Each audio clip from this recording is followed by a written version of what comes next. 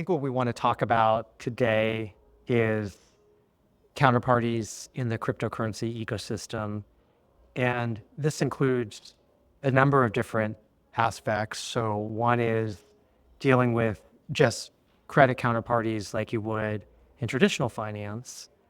Another is how do you access counterparties that are offshore and that may not want a regulatory nexus to the US.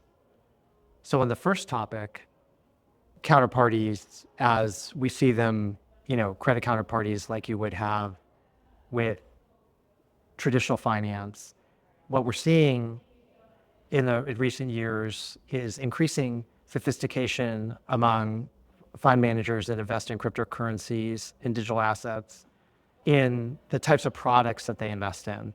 So we have seen a market increase in derivative products and other similar structured products, and also an increased appetite as we move towards institutionalization to thoroughly negotiate counterparty agreements, even with custodians and trading desks in the US. Now there's a bit of an expectation that you're going to negotiate your agreements with exchanges, you're going to negotiate your agreements with your custodians.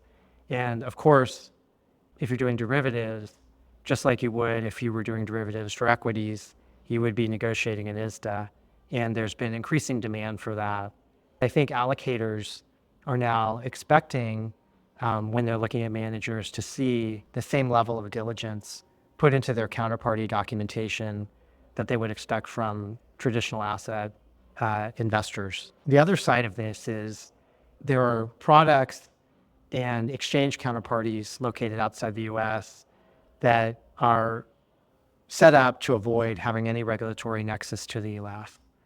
So that can mean a variety of different things, but for exchanges, for example, it usually means if you are a US fund manager and you want access to an offshore exchange, you have to solve a number of problems to be able to meet their KYC requirements.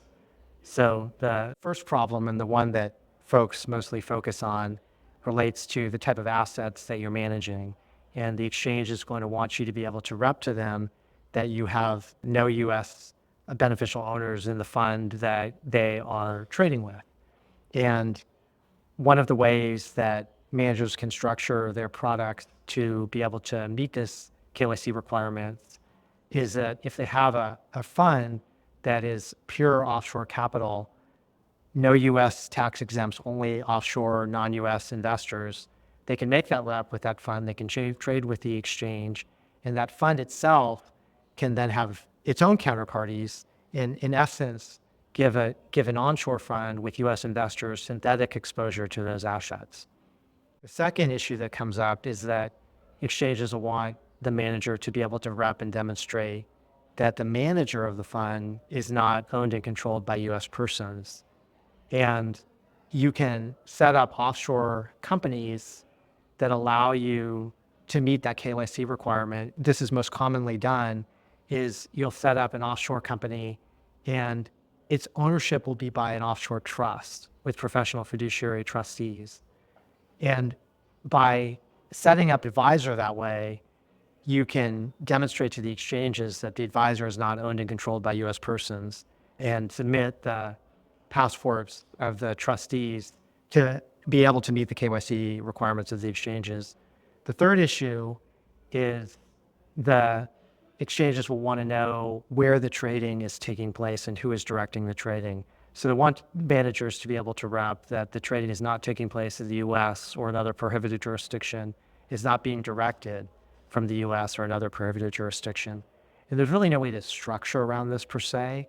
So increasingly managers are either hiring people to do the trading outside of the US or they're re-domiciling existing employees outside of the US to meet those KYC requirements. The similar issue that comes up is that if you're trying to invest in a token project or another type of, cryptocurrency related private, where they don't, again, want investors that are US entities or have US beneficial owners, and they're asking for reps along those lines. And you can use similar structures to be able to meet the KYC requirements or to meet the counterparty requirements and investor requirements for those investors.